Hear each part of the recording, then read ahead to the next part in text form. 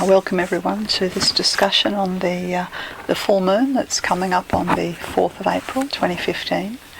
Astrologically we refer to this as the Aries full moon. The sun is in Aries and the moon is in Libra. This is an important full moon. It's the first of the three major festivals. My name is Chandra Easton. I'm an esoteric astrologer, spiritual healer, based in Australia. You're welcome to connect with me for consultations, for teaching through starastrologyhealing.com or through my Facebook page, Soul Centered Astrology and Spiritual Healing. So let's have a look at this Aries full moon chart. As I mentioned, it's the first of the major festivals. The festival of a resurrection has the energy of renewal. This is the Easter festival that is literally a window for a downpouring of light that occurs over a 5-day period, a couple of days leading up to the 4th of April. In Australia, the full moon's exact at 7 minutes past 11 in the evening, Australian Eastern Daylight Time.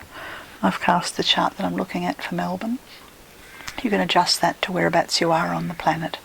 So a couple of days prior to the 4th of April and a couple of days after, we have it's a window of light, a window of soul infusion, a window of the opportunities for restoring our faith, restoring our vitality, restoring our humanity. In the Northern Hemisphere, you're in early stages of spring. In the Southern Hemisphere, we're heading into autumn. So here we have the Festival of Light. Let's look at the Aries energy. Now, Aries is the first sign of the zodiac and initiates it's really the commencement of the astrological year. It occurred a couple of weeks earlier on the equinox on the 21st of March or 20th of March, somewhere there. I did a talk recently on the great year ending, and you'll find that on my YouTube channel or on my website under videos. So in this chart we have the Sun in Aries, Uranus in Aries, a Vulcan in Aries, the South Node in Aries, and Mercury in Aries. The South Node is not a planet, it's a point, an orientation point, but we do have Mercury, Vulcan, the Sun and Uranus. That's 4 planets, and even if you're not familiar with Vulcan and you don't normally count it, it's still 3 planets. Let's call it a stellium. This is an aggregation, an intensity of light in the sign of Aries. Aries is it's a bit like a flamethrower, really. And the Aries energy operates in a couple of ways. On a worldly level, we build structures of power and structures of identity with the Aries energy. We identify who we are, the little I, the ego, and we create frameworks around those identities. From a hierarchical perspective, and that's the 7th ray. The 7th ray and the first ray come into play exoterically on a personal level. That's the way humanity use the energy of Aries, is power to either embody and identify the self, or power over individuals through politics and governments. That's the personal exoteric approach to Aries. But if you look at Aries from the soul's perspective, it holds the 4th ray of harmony, beauty and art, or harmony through conflict. So when we're responding to the higher vibration of Aries, we're seeking harmony, we're seeking beauty, and we're seeking to move through conflict to harmony. But there's no easy way through conflict. For any of us, we have to face what needs to be faced, change what needs to be changed. And if we don't do it, then the conflict gets deeper, or the sense of loss of self gets deeper, or the vulnerability that the individuals have to being controlled by political figures gets stronger. Now in this chart we have the Sun and Uranus sitting very close together. Now, as I said, Uranus in Aries, you could think of it as a flamethrower. If you were out somewhere, let's say you were at a market, and you come upon someone who's throwing flame about, it's a wonderful spectacle.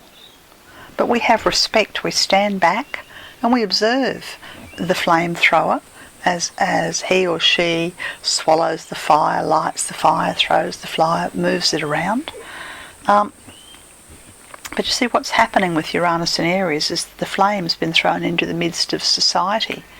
So we're all having to deal with the flame-throwing energy in our lives, in our health, in our finances, in our careers, in our families. And it's difficult to step back and step away to an area of safety.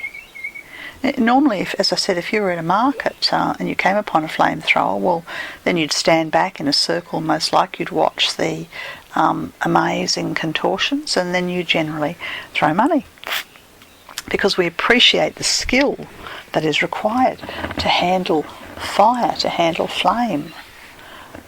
So we are all being asked to just sort of step up and to begin to hold the flame, the fire of our own soul and spirit, and begin to respond to it with the dexterity and the skill, and also the respect and the caution that the flamethrowers, the professional flame swallowers and flamethrowers have. We're in an intensive period of fast-track training for the holding of fire on Earth. Well, we're either in that camp, or we're on the other side of the equation, where our identities, our egos, are being controlled and directed and manipulated by other will. And now we can't all be responsible for everything, and so we do elect people into Parliament. We do elect leaders. We do elect the leaders of corporations. But the question is, are they following the will of the people? Because if they're not, then you've got to ask yourself, well, who's getting burned? Where's the flame going? Is the flame burning into your savings, into your livelihood, into your quality of living? How much wanton disregard for the flame can you take before we stand up, before we say enough of this burning, unnecessary trashing? Here in Australia, I don't know about other countries, but here in Australia there's been a systematic trashing of democracy over the last 18 months with our duly elected federal government, who have a right to elect, and they've been put there by the will of the Australian people, and they're systematically burning and trashing and using the flame in the most negative way for the persecution of vulnerable people, and there's a destruction of our the social fabric of our life. So we have to decide: do we stand back? Are we going to clap? Are we going to throw money? Is this okay? Or are we going to say, hang on a minute, I have a responsibility for the direction of the flame, the creativity, the spirituality, the ethics, the principles in my life and in my family, and for the good of the whole. So we either stand back, mute, or we begin to take control of the flame in our life, in our societies, in our families. There's been a lot of discussion over the last couple of years around the Uranus-Pluto square. Effectively, the end of the Uranus-Pluto square has occurred. We are in its final waxing of the last hit of Uranus, the planet associated with the liberation of the masses from the thrall of those who would disempower the masses. And so humanity have effectively been divided over the last 2 or 3 years into two different polarised groups, not divided by any one other than ourselves. We've done the dividing, we've done the choosing. where do we stand? Do we stand with the common good? Do we stand with the willingness, inexpert as we may be, to embrace the flame in our lives? Or do we hand over this power and allow others to control us? To control the food, the water, the very soil, the medicines, the education, the health, the banking sector, the resources of the earth, you name it. It's been taken over and controlled by the oligarchies, the dictators, elected governments. If you're not happy, then stand where you are happy. Find the area of your life where you're ready to pick up the flame, you're ready to seize action, you're ready to become the flamethrower in your life. Yes. Turbulent times we've been living in. But what does it mean that the last square of Uranus to Pluto is culminated? Well, the good thing about it is that Uranus is now ahead of Pluto. For the last 3 years, it's mainly been by astrological degree, approaching Pluto. And then it has been 6 or 7 times I think it is, exact conjuncts to Pluto, but now it moves ahead and it stays ahead. So I find this hopeful. I find this hopeful that Uranus, the planet of the incoming age of the heart, and the herald of the violet fire, and the seventh ray, the violet fire, and the ascension light of the fourth ray, Uranus heralds the combination of the fourth and the seventh rays, and they lay down the template, they lay down the framework, they lay down the etheric structures for the age of the heart that is being built.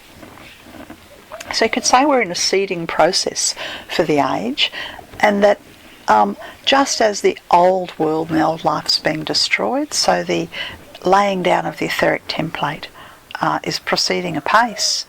And we all are a part of this, through what we think, through how we act, through what we choose, through where we shop, how we use our money, how we use our voice, what we stand up for, what we ignore, what we pretend's not happening, what we get justifiably outraged by. This sort of call to action, this call to become the flamethrower, we feel it on a cellular level, we feel it on many levels, but cellular is just one of them, because we are building a new template for a new civilization. Powerful stuff. Uranus ahead of Pluto, I find it liberating. So we just need to, there's no point, we can't go back how our life used to be. Can't go back to safety, can't go back to other people, trusting other people to hold the power for us. We need to liberate ourselves and look to the future and recognise that the period of chaos that is upon us is essential and necessary as the new template's laid down. The seeding of a new age takes to seed the birth of a soul coming into human incarnation. You know, that seeding and the anchoring of the seed to become an embryo, that takes several months. The seeding and the anchoring to become the embryo for the age of the heart, that takes several centuries. Several centuries. Doesn't happen quickly. We've got time to perfect it, time to galvanise, time to move through the fear, time to refuse to give way in the face of the what we potentially have to lose. You see, if you're responding to this impulse for change, then there's nothing to lose and everything to gain. Nothing to lose but fear.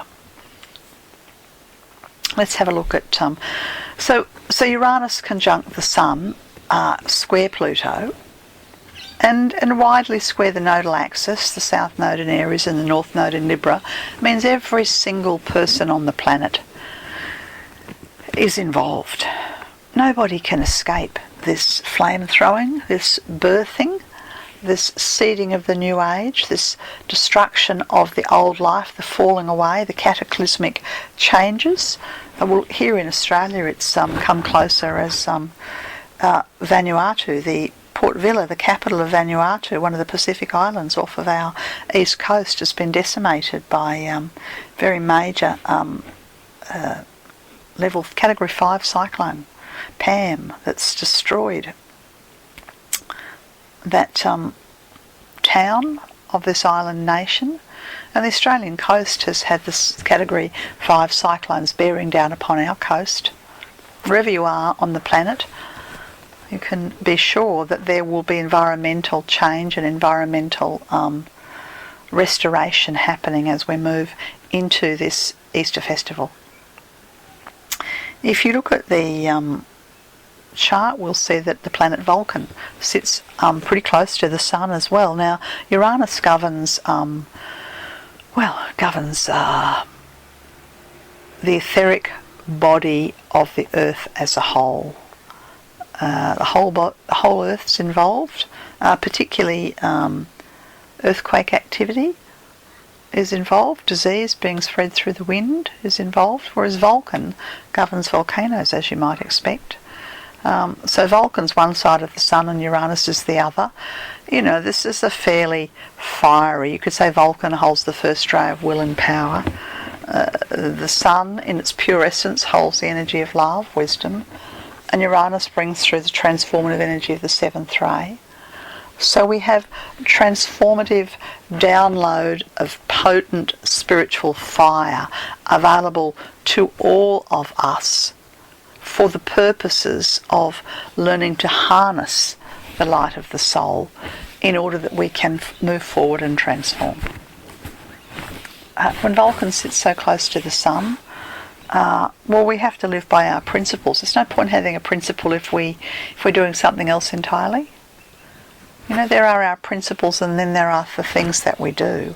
And if the gap between the two of them is too wide, then potentially there's a crack that will fall through.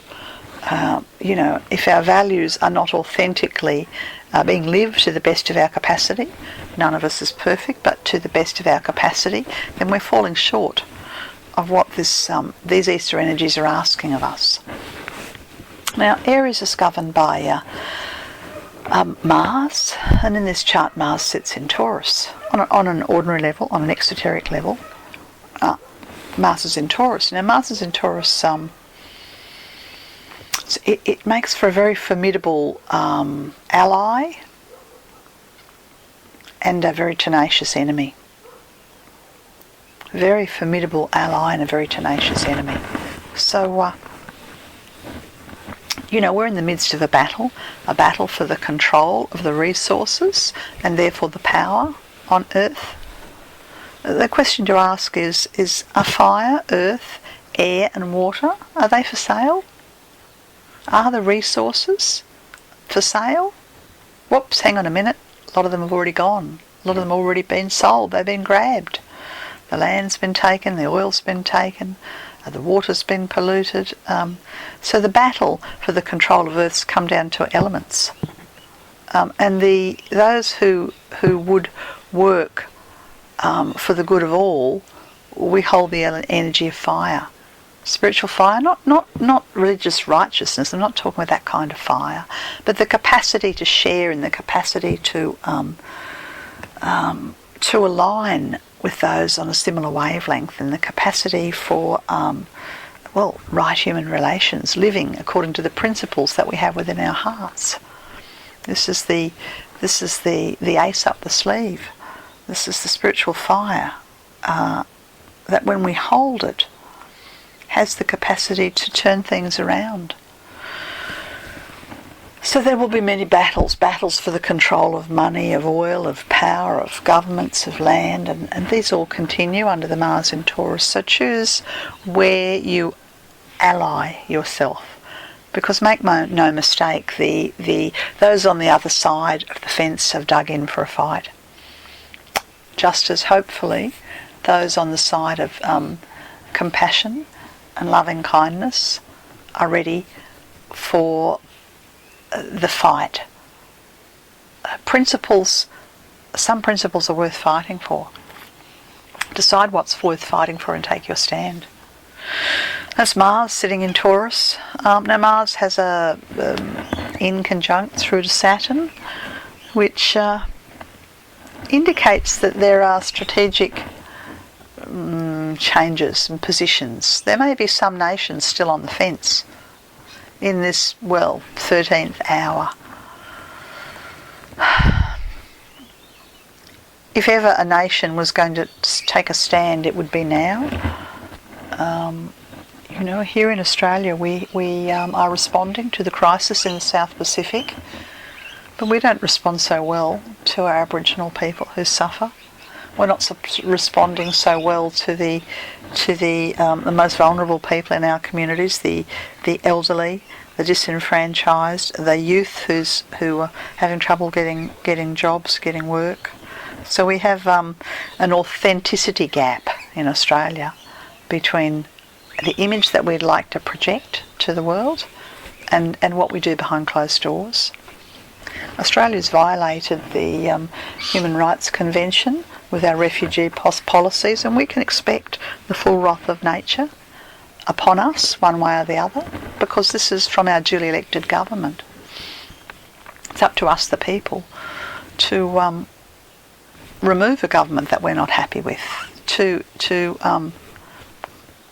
rise up, to write to parliamentarians, to support those with the clear voices, with the voices of heart and compassion, who stand like David in facing Goliath in our parliaments. And for all nations around the earth who have not yet taken their stand, better be quick. Better be quick. It's not possible to sit on the fence. Unfortunately, the war on terror, which is indicated in the Mars in Taurus in conjunct the Saturn in Sag, the global war on terror, has been misappropriated for political ends and political gains. It's easy to demonise and to marginalise people of a particular faith, and then to use that to justify a land grab or a war. This continues to happen. This is not a new approach, but it continues to be implemented by different governments. We point and we scream, loudly to those who are different to us, and xenophobic, religious intolerance, however it comes out. This is how Saturn in Sagittarius is being used to manipulate the unthinking masses, who then believe that there's an attack upon them just by virtue of people of a different colour, different religion, different faith. It appears to me that there is extremism in every... Extremism is a human characteristic, and we're capable of it in every religion, every race, every nation, every country. But to demonise and marginalise a particular group of people with one negative quality, and to use that as a blind to then wage war upon them for reasons of gain or power, or money or power, is it's despicable. It's despicable. I'll talk now about the Saturn-Neptune square in the chart. Saturn's in Sagittarius and Neptune's in Pisces. Unfortunately, the masses are able to be manipulated through fear, xenophobic fear, fear of loss, fear of uncertainty, fear of invasion, fear. It's being used as a tool to manipulate. So we need to take charge, because and this is Neptune in Pisces, which is permeating the astral plane with fear. So we need to take charge in order that we can rise above our own fears, our own doubts, our own inadequacies, our own ways we second guess ourselves, and to step forward to become the flamethrowers. Chiron's moved forward now away from Neptune, and it's in the 19th degree of Pisces. It's pretty inactive in the chart. It's got a sort of a minor semi-square through to Venus. That's pretty much it. Pretty much it. You know, sometimes people talk about just getting overwhelmed with life, overwhelmed with the challenges, overwhelmed with the difficulties. I just want to put our heads in the sand like ostriches and just pretend that none of this is going on and that we're not being called to action. There's a section of humanity who are doing that, who want to continue to, I don't know, just want to continue to opt out in one way or another. Could be through television, could be through gambling, could be through drugs, could be through any way they want to do it. Just opt out. Handing over their power to the governments and standing in a safe place won't get them anywhere. These people will not progress in this life or in the next life or two through the portal known as the portal of birth. They'll have to move slowly on the path of evolution and under their own steam. I'll jump back to Aries again. Mercury, which is the esoteric ruler of Aries, is seated in Aries, which is wonderful because it gives this galvanizing capacity to hone our skills. So we're all being asked, what are the skills that you have as an individual? What are the skills that you can contribute for the greater good? Are you using them? If not, why not? Get it together. Begin to use the skills. Use your voice. Speak up, stand up. Speak up, stand up. Mercury in Aries has... I said before Chiron had an aspect to Venus. That's not true. It was a sort of a wide sextile Chiron had. It's Mercury that has the semi-square through to Venus. And there's probably an aspect in all of us that would remain silent out of fear of loss of security, loss of comfort. Sort of like, in Australia we call it, she'll be right, mate. Yeah, she'll be right, mate. Well, this is just this apathy, this inability to act unless it's really affecting us and in our own backyard, and just trusting that things will all work out. It doesn't work that way. It doesn't work that way. Venus is in Taurus, so there's a part of humanity that are too comfortable to want to make the shift. Look, we all do it. You know, we've got a habit. We know it's not good for us. We've thought about changing it, giving it up, doing something differently, but in the end we can't get out of our own way. That's what we're up against. Clearing and moving beyond the Venus in Taurus, the comfort patterns that where we have fallen into a trap of our own comfort, and we're too comfortable to get out of our own way. You know, we turn the page, or we turn the channel, or we look away, or we get overwhelmed, or we don't want to take the risk of upsetting the status quo. Well, the message in this Easter chart is that the status quo's fallen upon hard times, and that the new birth and the flamethrowers and those who, the spiritual warriors, are meant to act. And you could say that on an esoteric level during the Easter festival, the spiritual hierarchy of Earth will be in their warrior energy. Make no mistake about it.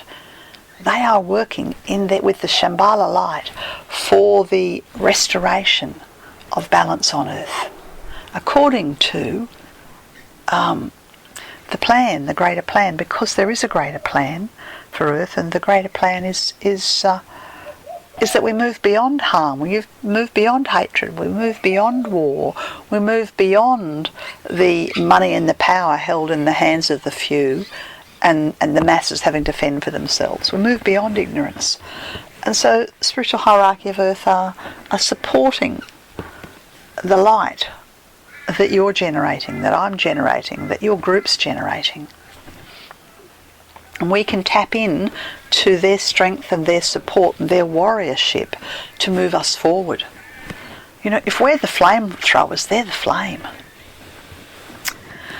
Spiritual hierarchy of earth are the ascended lords and ladies, those who have been in human form, have moved ahead of us, have figured out how to find balance and harmony and live in love, and they watch over, guide, care and direct us according to our will. Okay, I'll talk about the moons in Libra. It's conjunct the earth in Libra and also conjunct the north node in Libra. So when we say it's an Aries full moon, it's the sun that's in Aries and the moon that's in Libra. Yes, so what we have here is, the earth and the north node together give great potential for balance. You know, a builder who's seen the plan for the new home can look at the block of land and hold that image, that template, in his mind's eyes as he puts down the framework.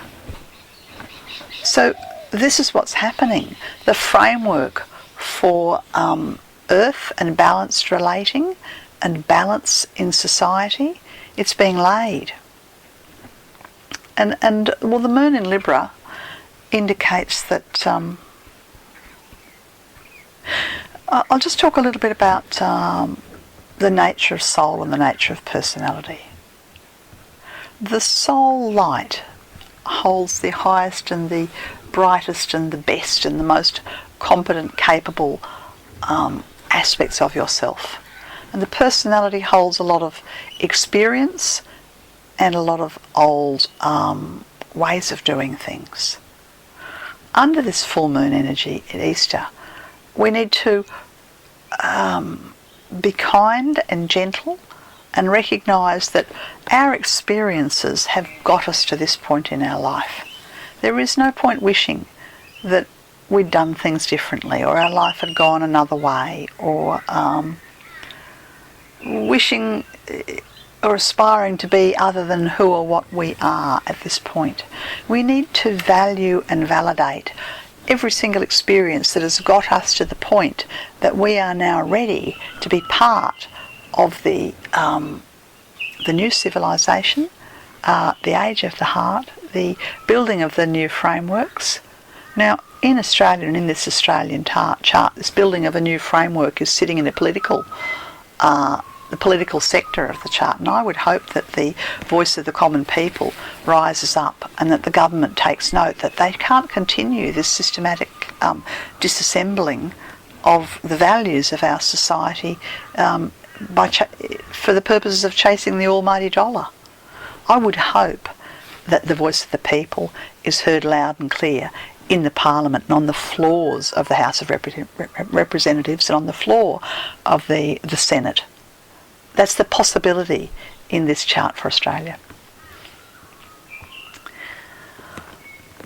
And I would hope that despotic actions and despotic organisations and despotic oligarchies and those who are lusting for power and wealth, that the will of the people sweeps them aside.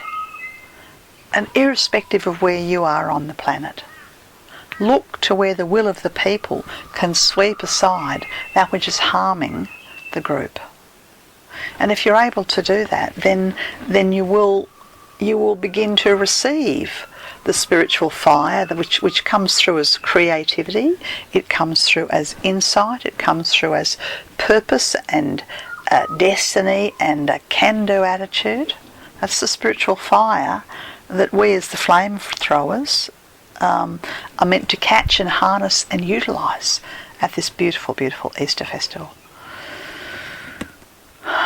Jupiter's been in Leo for a little while. It's still in Leo, sitting in great harmony with the Sun and the Moon, helping us to resonate and to find our group and our people and to receive the grace. In the midst of tumultuous times, we need silence. We need holiness. We need a place within our hearts, a place in nature, a place of devotion, a place of joy, a place within the family, a place where we can go, where we feel nurtured and healed. And the Jupiter in this Easter chart, it provides that place of sanctuary. I'm a member of the Theosophical Fellowship and Heart Flow Worldwide, and in our Victoria we have a Mother Temple known as the Sanctuary of the Heart. So, and that's a place of sanctuary. There are places of sanctuary, places of holiness, places of healing, places of joy, places of song, places of light all over the planet. Connect in to these places physically, geographically, meditationally. Connect in to your place, your sanctuary during the Easter full moon, and open up to receive. Recognise that you are a grail. The Easter full moon is about receiving the beneficence of the grail, receiving the light of the grail. It's about being open to holiness and using it to recharge and reinvigorate and inspire yourself so that you can continue, so that you can, in your life and in your world and in your family, hold the flame and, if necessary, become a flamethrower. So I hope that gives you some insight and different ways of looking at this beautiful festival coming up, the Aries full moon. As I said, it's in Australia. It's 11:07 p.m. Australian Eastern Daylight Time on the 4th of April, and we're that's about 11 hours ahead of London, because we're on daylight time at the moment. You can work it out what the time is in your region. Lovely to spend this time with you. Continue to live in light and bring down heaven to your corner of the earth. I'm Chandra Easton, starastrologyhealing.com, always available for individual consultations. Sometimes travelling. Have a look at my website. You'll see what I'm up to. Sign up for my newsletter. Bye for now.